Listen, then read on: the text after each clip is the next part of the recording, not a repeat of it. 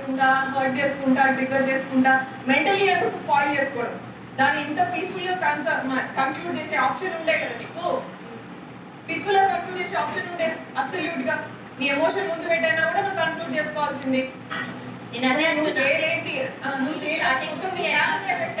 ఒక విజన్ వచ్చింది, మీద ఒక పర్స్పెక్టివ్ వచ్చింది, అది మెల్లగా రబ్ ఆఫ్ అవుతుంది. అదే నా నామినేటింగ్ పాయింట్. అదే నీకు అదే క్లారిటీ ఉండాలి. ఏది మెంటల్ స్ట్రెస్, ఏది ఫిజికల్ స్ట్రెస్ అనేది, అండ్ ఆల్సో ఏది ఎక్కడ అవసరం, ఏది ఎక్కడ అవసరం లేదు అనేది క్లారిటీ తెచ్చుకోవాలి. గేమ్లో క్లియర్? యా.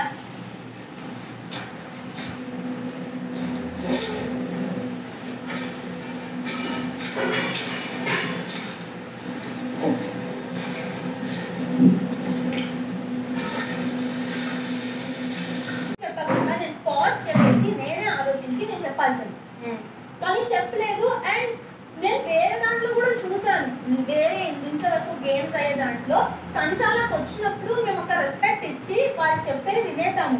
కానీ ఎన్నిసార్లు నేను ఫస్ట్ నుంచి అంటే నేను ఫంబుల్ అయ్యి కొన్ని 2-3 టైమ్స్ మార్చాక మీరు నా మీద ఎక్కేసి అరే మీకు రావట్లేదు సో మేము చెప్పేద్దాం అనుకుంటే ఐ అండర్స్టాండ్.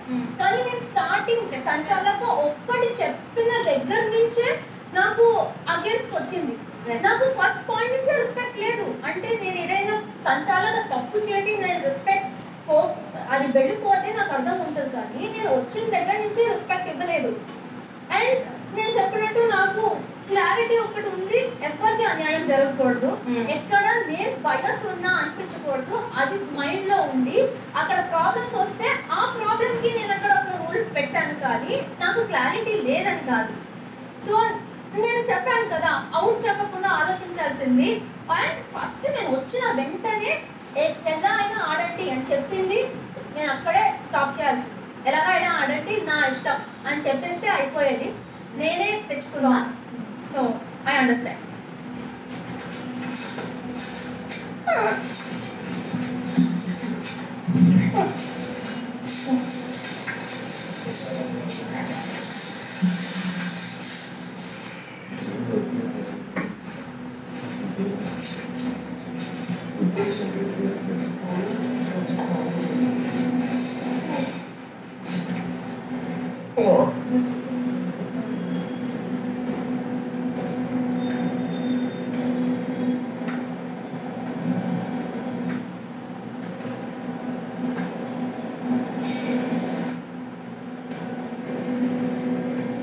Yes.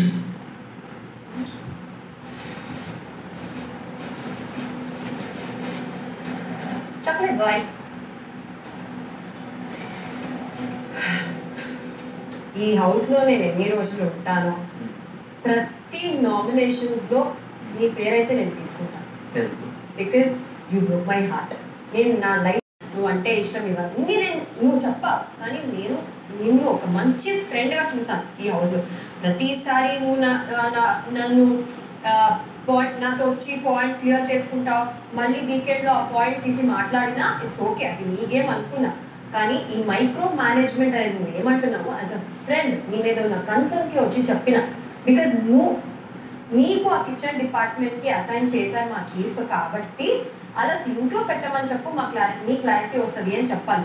నిజంగా నాకు మైక్రో ఇది చేయాలనుకుంటే నేను ఆ ప్లాన్తో మాట్లాడతాను, లేకపోతే ఆ ప్లాన్ చీఫ్తో మాట్లాడతాను. అలా ఏం నేను చేయలేదు. అండ్ ఇప్పటి వరకు నేను ఎప్పుడు బయాస్డ్గా నేను ఏం ఆడలేదు. అయి ఉంటే కనుక నిన్న ప్రేరణని నేను రెడ్లో పెట్టేదానే కాదు, ఏదో ఒక రీజన్లో నేను తీసి గ్రీన్లో పెట్టేదాన్ని. నాట్ ప్రేరణ ఎవరితో నేను బయాస్డ్గా నేను ఆడలేదు, అది నా గేమ్. ఓకే, ఇవన్నీ పక్కన పెడితే యాక్చువల్లీ నేను నిన్ను నిజంగానే నామినేట్ చేద్దాం అనుకున్నా. ఎందుకు అంటే నీకు ఒక గేమ్ ఇచ్చారు, అదే ప్రేరణ సంచాలక గేమ్లో. నాకు నిజంగా నువ్వు ఆడిన గేమ్ నేను చూశాను. ఉన్న మిగతా కంటెస్టెంట్స్తో నీ గేమ్ నాకు అసలు నచ్చలేదు.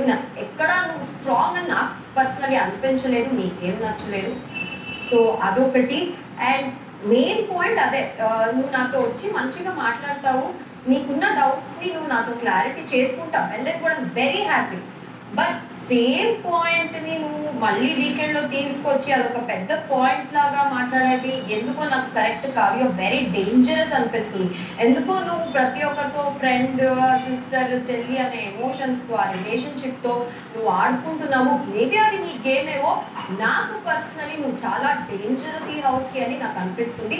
బికాస్ నా హార్ట్ని నువ్వు ఈరోజు బ్రేక్ చేసిన దానికి నేను స్టిక్ ఆన్ అవుతున్నా. యూఆర్ వెరీ వెరీ డేంజరస్ ఈ హౌస్. ఓకే. ఎస్. సో మీరు అన్నట్టుగా ఇప్పుడు ఫ్రెండ్షిప్ బ్రేక్ ఇదంతా